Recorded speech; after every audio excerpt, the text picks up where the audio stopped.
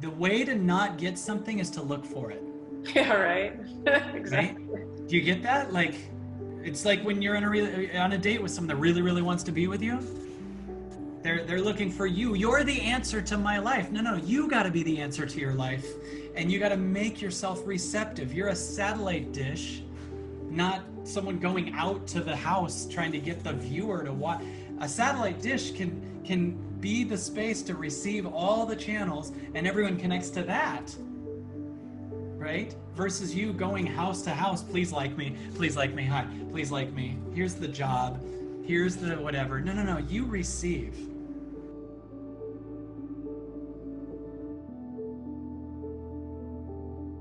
How's your heart feel right now before we go into this? My heart feels, it feels calm, but very nervous at the same time. I've been sitting in this beautiful apartment for a long time and just doing I've been surrendering for almost a year and a half to 2 years and waiting and waiting and waiting. And I vacillate between what's really wanting to come through, which is big, and then what I want. So there's two aspects, what's wanting to come through and what you want. Guess which one of these you are? Probably what's trying to come through. Nope, you're this third one that's holding space for both. Because believe it or not, both of those, right? Both of those are ego. Okay. Like, how could you know what's trying to come through before it comes through? So what's trying to come through is your ego deciding to orchestrate your own surrender and not actually be in surrender. Right? What you are is the space that's looking at what's trying to come through, what your old habits are, what you truly want.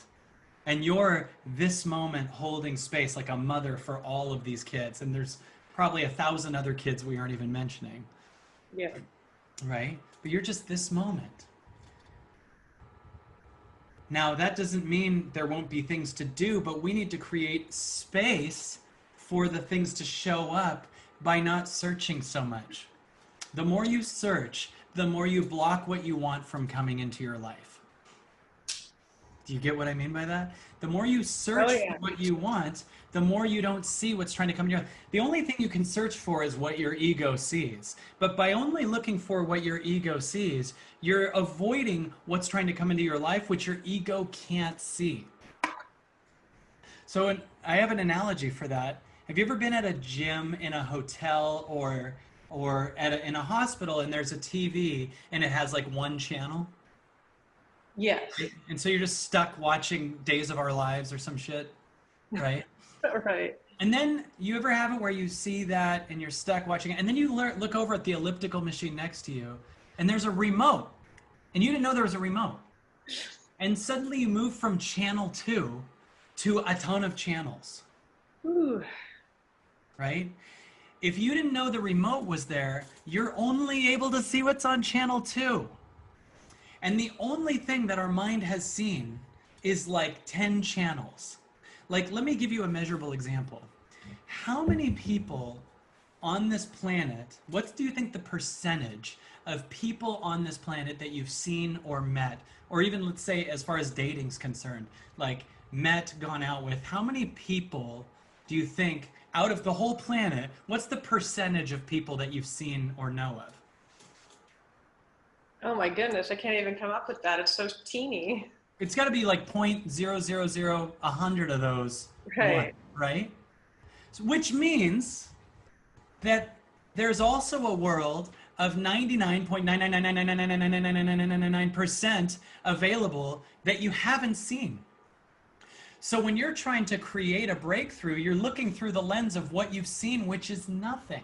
And that doesn't only include people. That includes ways that income's trying to come into your life, or friends, or inner peace, or the right house, or anything else, right? So imagine the remote you didn't realize also has 100 billion other stations. Okay, hold on. I gotta find that fucking remote. Hold on just a minute. Let me find it. Where's the remote? It's in your heart. Where is it? The remote's in your heart. So the more you feel your heart, the more your satellite dish starts to collect shit that's bigger than what you've seen. See, when you're trying to figure out what to do, you're processing it through the small lens of the 0.00000 of what you've seen so far. But a new world can't birth if you're looking through the lens of what you've seen so far. When I listen to my heart, I get really nervous, and I've been starting to get hot flashes lately. That's the purging of the old channel. The amount of hot flashes I hear about when I work with people, that's the purging of the old channel.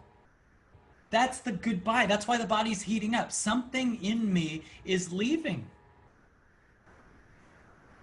It's gotten really intense over the last week and a half. And check this out. When it usually does, you are scared to lose a part of you.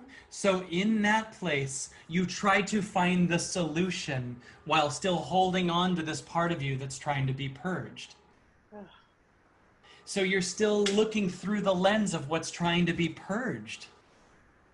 You're actually looking through what's the new world while you're looking through the old world. So you can't see a new world. You keep looking into the old world. So everything's set up.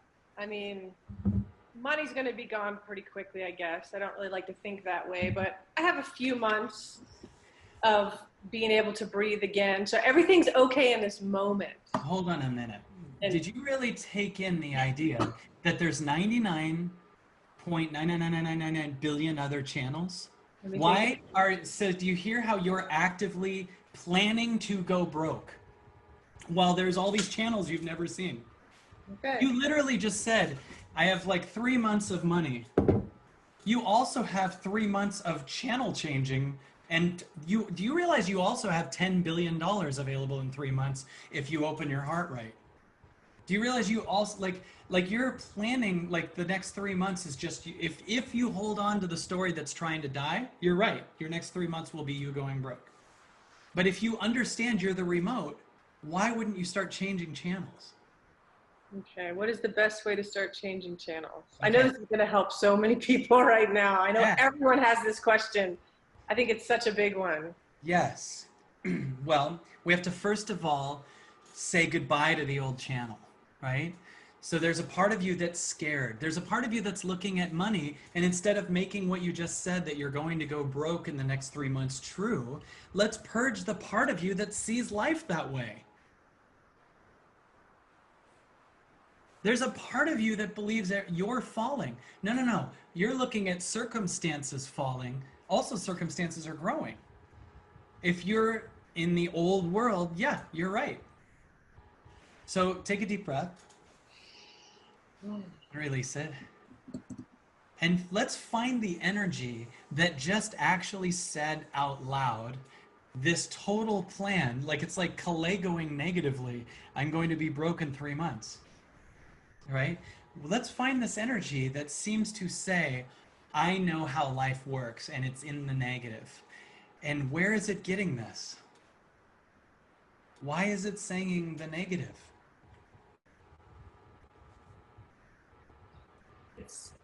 I think it's the uncertainty of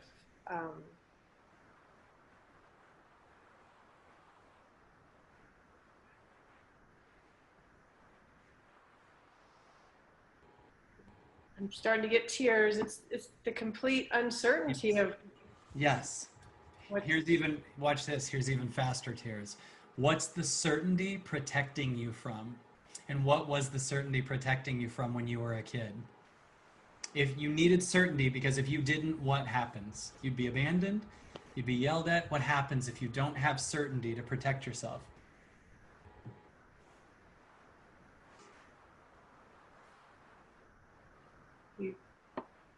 So I took on a lot of stress. I've been doing a lot of inner child 3-year-old work this last month. And I took on a lot as a 3-year-old. I tried to make sure everything and everyone was okay. And if it wasn't, what happened? Well, there was a ton of uncertainty in my environment. Yeah. And what did that look like for a 3-year-old? I tried to show my 2-year-old daughter today this old robot mime act called Shields and Yarnell. They were on the Muppets. I don't know if anyone remembers a robot mime act. Dude, it scared the shit out of her. So I promise you, your your 3-year-old experienced a shitload of trauma because you experienced a life that was bigger for the 3-year-old to handle. So you needed certainty. You needed to do shit at 3 to prevent yourself from feeling the chaos that was outside of you that was way too much for a little 3-year-old girl to handle. So what was the thing? What was the thing that happened? What was the thing? Was it, if you don't mind me asking, I don't mean to get too direct. Oh, the event? Oh, yeah. Was it getting yelled at? Was it abandoned? Was it hit? I can't quite remember if I got hit. But my mother was, I wasn't sure if she was going to be alive. My dad beat her pretty badly. Okay, so my mom gets hit if I don't keep things together, right? Yeah. Yeah. Take a deep breath. Now we're seeing something. This is what's trying to be purged in 2020 for you. So I'm going to be with your 3-year-old more than your mother right now, okay? But I want you to notice your 3-year-old being there for your mother, right? Am I right on that? Uh-huh. Okay. So can you see the 3-year-old feeling lonely or sad or horrified as you hear your mother going through what she's going through? Can you Oh, get yeah. It was terrifying. Yes. That's the void, right? Could you go into a specific moment that that 3-year-old was in with me that you remember that was so overwhelming?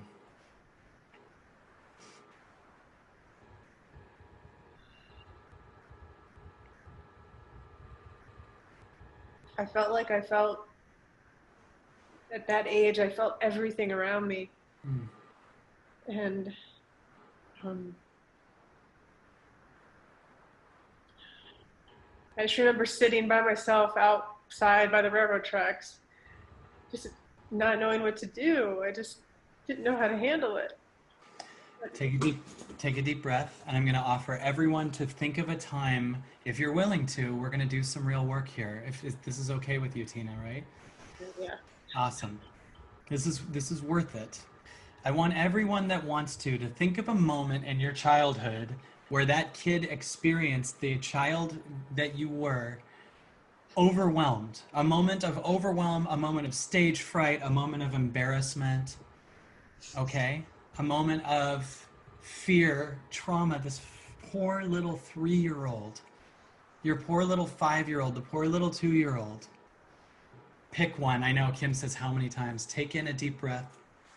And what I want you to do is go sit with her at the railroad tracks, Tina. So everyone listening, sit with that kid when they're abandoned in the bedroom.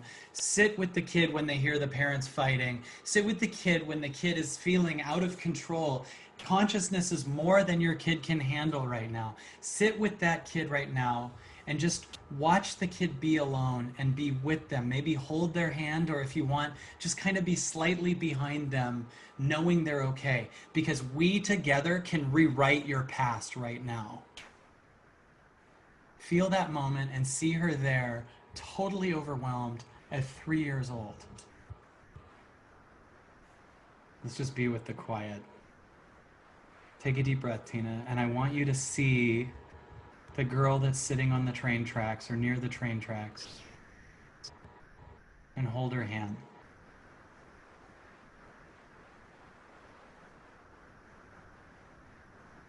This little girl who doesn't know what to do, the only people who take care of her are abusing each other and screaming. She's totally being left alone right now. So I want current you, 2020 you, to sit with her.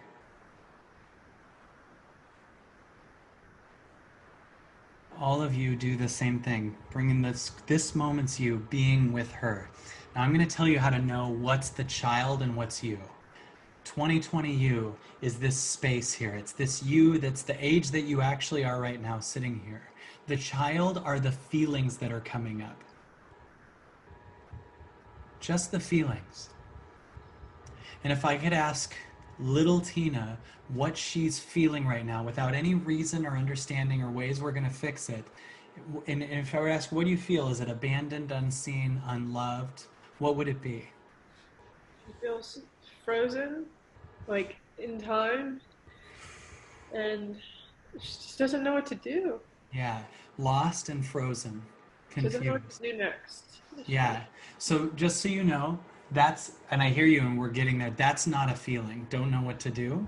And this is really, really, really important because what do I do is the next step of that happens when we're avoiding a feeling. So if I took the ability to know what to do away and just said, what do you feel? It might be more confused, abandoned, scared, unloved, right? Definitely scared, Yeah. worried, very worried that my mom's not okay. Yeah. So worried, confused, abandoned. And I want you to sit with her in this vision, whether it's near the train tracks or whatever, and let her feel worried. And I'm going to give you, and I'm going to give everyone an exercise to do through the week too, to help heal this little girl. Overwhelmed, very, Overwhelmed. Beautiful. very overwhelmed. Beautiful. So we're just looking at the feelings. There's a difference between if you look at the if you say I feel overwhelmed because XYZ, then we're looking at the reason and not the inner child, the feeling. Right? If we say I feel exhausted but later I'll be, we're looking at our solution. So the confusion and the pain showing up in the body is who I want to talk to. So she feels overwhelmed, and I want the current you to sit there and hold her hand and let her feel overwhelmed.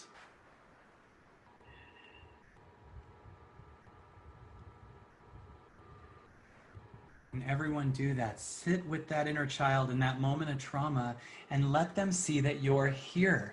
They feel abandoned. Maybe even say what they're saying. Do they feel abandoned, scared, unseen, unloved, unlovable, horrified? What does she feel now, Tina, as you sit with her right now? What does she feel? Just lost, Lost. very Excellent. lost. In 2020, we allow lost. This you says, you can be lost and I'm still going to be here. Because that's more true than what you think is going to happen financially in the next 3 months. You're lost. Let's open that up. Lost is an access point to something deeper. Don't fix it. Don't go into the future. Sit with lost. What does she feel now?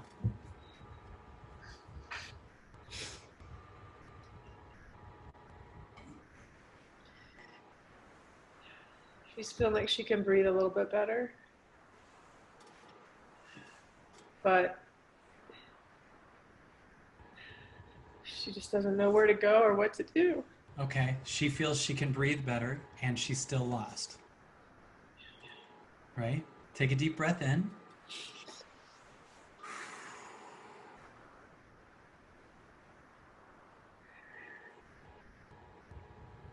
Keep breathing into it. Breathe into lost and what she feels right now. She feels a little more love and she feels a little lost, right? Mm-hmm. But she also feels more love, weirdly, you said, right? Or she feels a little bit better. This is the new earth. It holds space for every part of her. She's allowed to feel lost here. This is the darkness you've been scared to feel. Right? Bring love to it. This cave is what needs to have a light shined in it.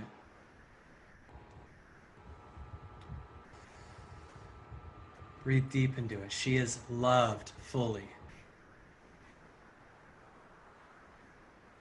And you and I are going to do an exercise, and I'm going to dare everyone listening to do it with me. Here's how it works. You are going to stay, Tina, in this. I did this the other day on a call with a NASA. Here's all we're going to do. This is a huge, most important exercise of your life. Everyone, I want you to do this. We're going to make space for 3 people, meaning like I'm going to say a feeling, Tina's going to say a feeling, and then I'm going to leave enough space for you at home to say what you feel in the next moment. So check this out, Tina. The only thing we're going to say is either an emotion we're feeling. We're going to say, like, so you can say scared, lost, unseen, unloved, or a sensation, okay? Meaning like a cage in my chest, or a gravel in my stomach, or a sprain in my neck. Do you get what I'm saying?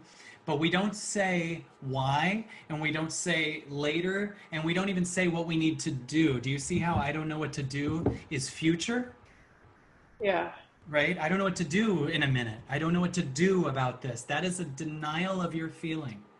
Every time a person says, I don't know what to do, they're denying their feeling. Right? We're blocking our soul from being seen. So if I start and say, right now I feel a little bit of sadness in my chest. Tina, what do you feel? I feel tension in my neck and my low back All right. and my right side. Beautiful. Everyone at home, take 10 seconds and say out loud what you're feeling right now.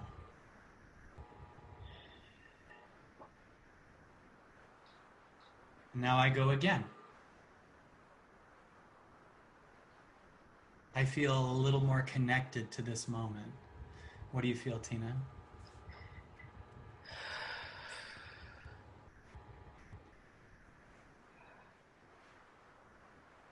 I feel like my body can relax more. And everyone at home, say what you feel. So, Tina, you feel more relaxed. You feel relaxed, right?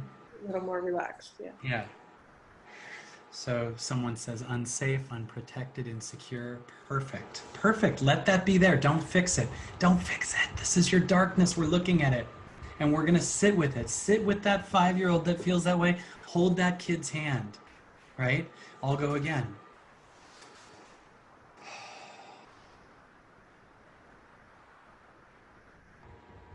I feel a teeny bit of tingle in my throat, and I also feel oneness right now.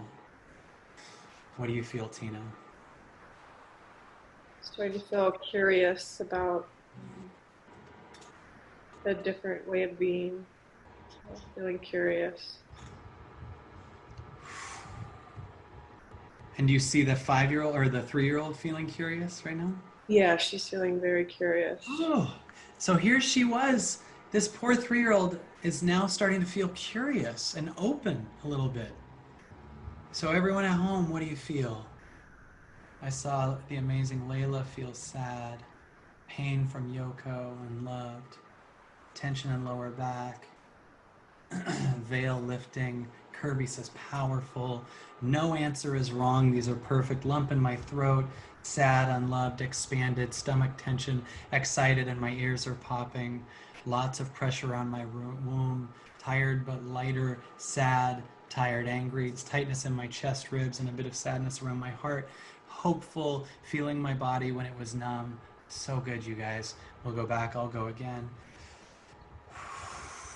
I feel my legs more, right? I feel my hips and my legs. Like I'm just bringing awareness to my ankles and my feet.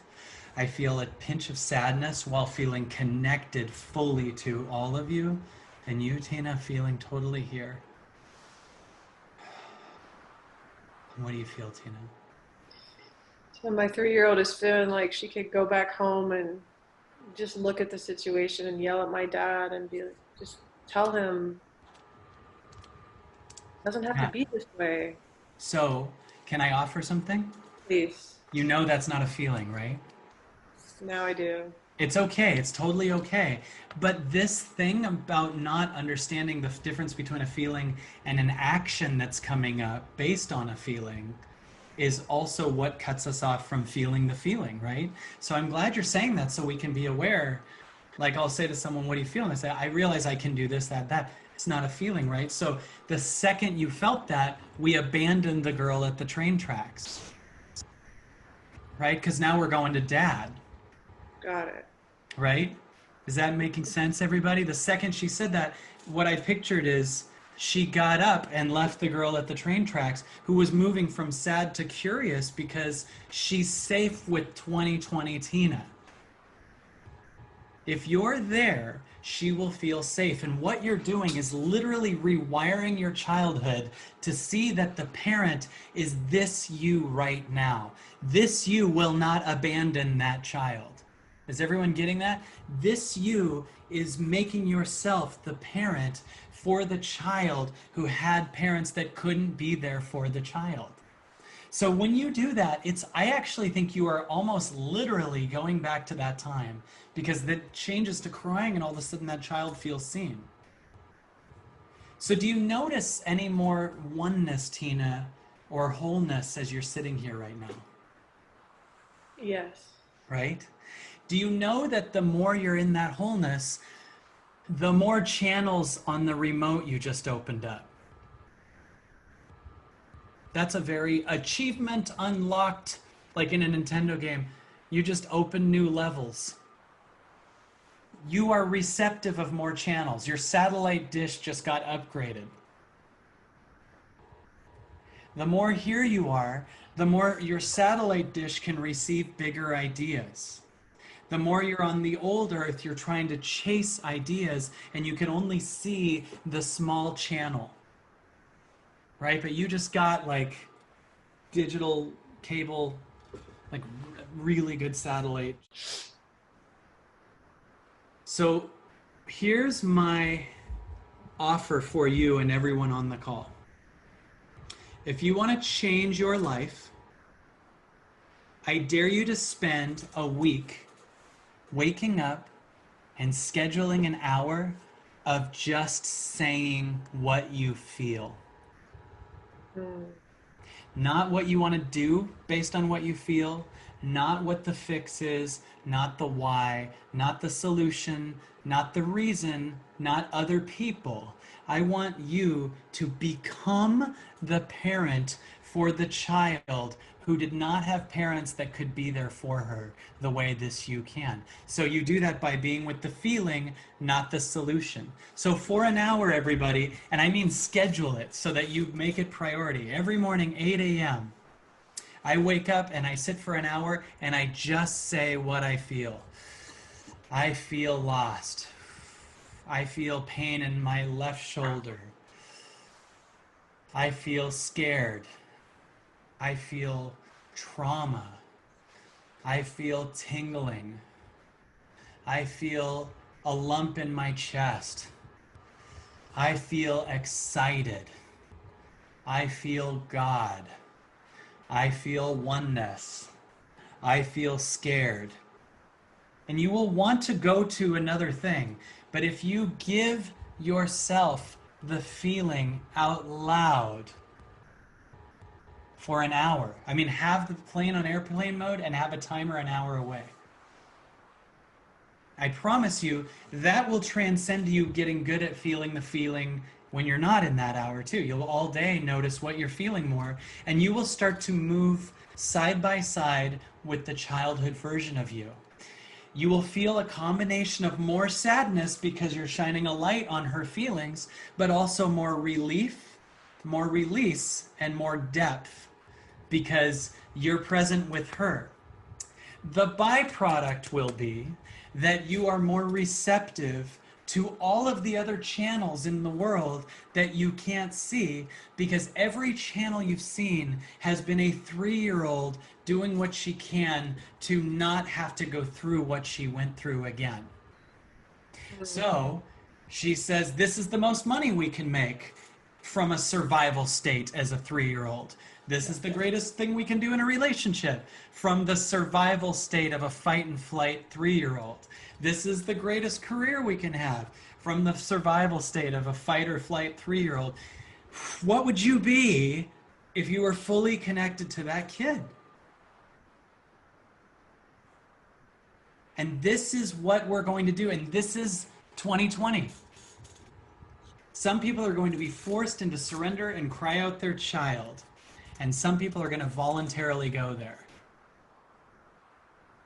We're going to go there. If you actively start connecting with that kid, you're going to be way ahead of the game. You're going to be very connected. And I promise you, ideas, possibilities, and solutions will show up when you stop looking for them and instead look for the 3-year-old. Oh, wow. Yeah. Wow. The way to not get something is to look for it. Yeah, right. Right? Exactly. Do you get that? Like, it's like when you're on a date with someone that really, really wants to be with you. They're looking for you. You're the answer to my life. No, you got to be the answer to your life, and you got to make yourself receptive. You're a satellite dish, not someone going out to the house trying to get the viewer to watch. A satellite dish can be the space to receive all the channels, and everyone connects to that. Right? Versus you going house to house, please like me, hi, please like me. Here's the job, here's the whatever. No, you receive. So I went out and I bought some toys. I went to the thrift store and I bought some toys for the 3-year-old and just things from 1973 that, you know. Are you Legoing? Uh-huh. No. Oh. Are you? No, I actually did that already. So I have Okay. toys sitting in my room, and it was just a perfect, I mean, just doing that right there helped her completely relax. I didn't have to really play with them, but just having them in my room. That is amazing.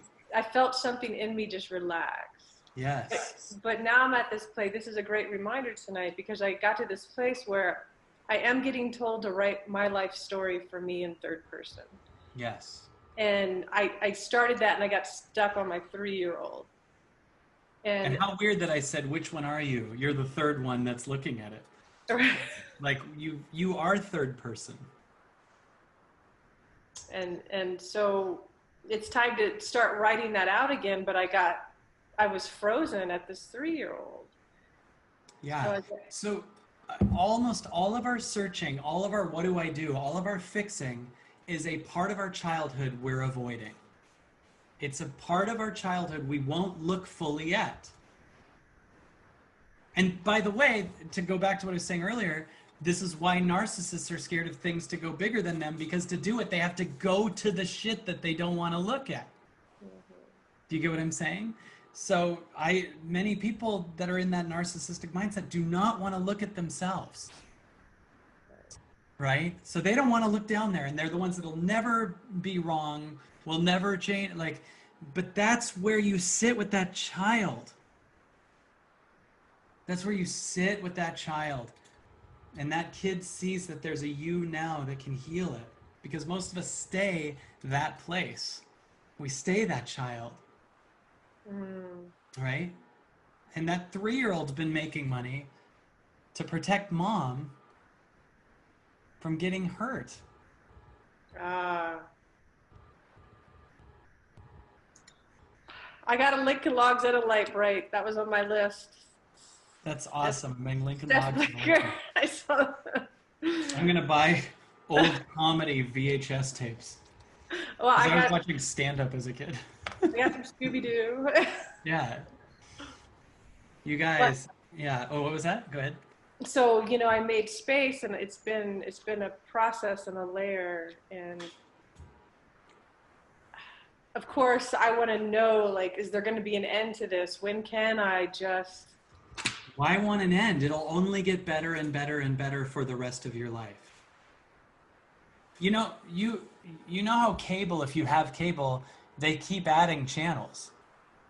It just adds to it, right? If you have a big cable thing, it'll be like, oh, just so you know, you now have Stars 3 and 4 and ESPN 7 and 8 and everything.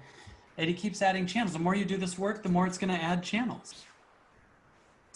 There's no end. In fact, the girl, in her pain, sees life as a beginning and end. What do I do? It's much more linear from the ego state. Yeah. Mm-hmm. Right? So this is different. You will never stop growing, ever. So there's never an end, and you will cry a lot more frequently, forever.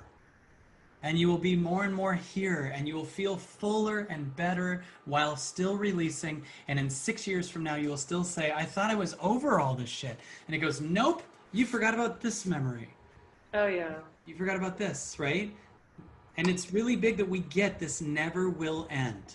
It is an always growing journey. How exciting. You don't want it to end. Right? Like, when you paint something or you draw something, that's about the moment. When it's done, it's not that great. You don't go to someone said this, I don't know who said this. You don't go to a concert to hear the last note. That's a good point. Right? You don't go to an orchestra symphony. Well, you don't do that in general, but you don't go to an orchestra symphony. Dun, dun. Good night. Okay, good. I got to the end of this.